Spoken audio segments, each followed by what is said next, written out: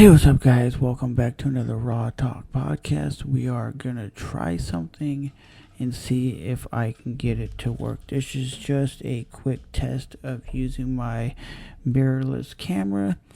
Until I get it really set up professionally, we're gonna do it this way. And when I get it, it's going to be hooking into the computer and just be run as a web camera. So let me know what you guys think of the quality of the Sony a5100 in this format. And we are using the Blue Yeti as my audio, because we know for a fact you can't use any audio input into this camera. So what I've been using is the Logitech c920, which is a phenomenal web camera, but it just isn't what I want to do anymore. I want to upgrade the quality and whatnot. So if this is gonna work, then cool. I will definitely get the components to hook it up to my computer, because I think the image quality is a hell of a lot sharper than what's on that web camera.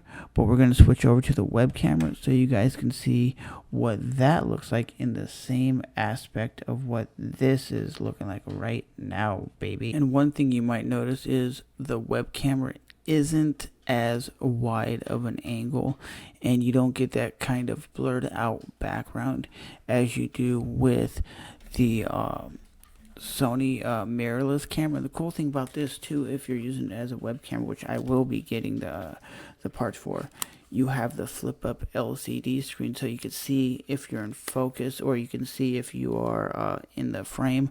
But let me know what you guys think, because I'm really curious on hooking this up as a web camera and trying to get better video for you guys, because this channel is all about growth. And I've thought about this for the longest time, because it has a HDMI port into the camera, so you can use it. I've seen people use it in the past.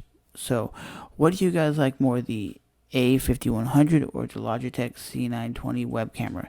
As always, it's your boy Trevor, back with another video, baby.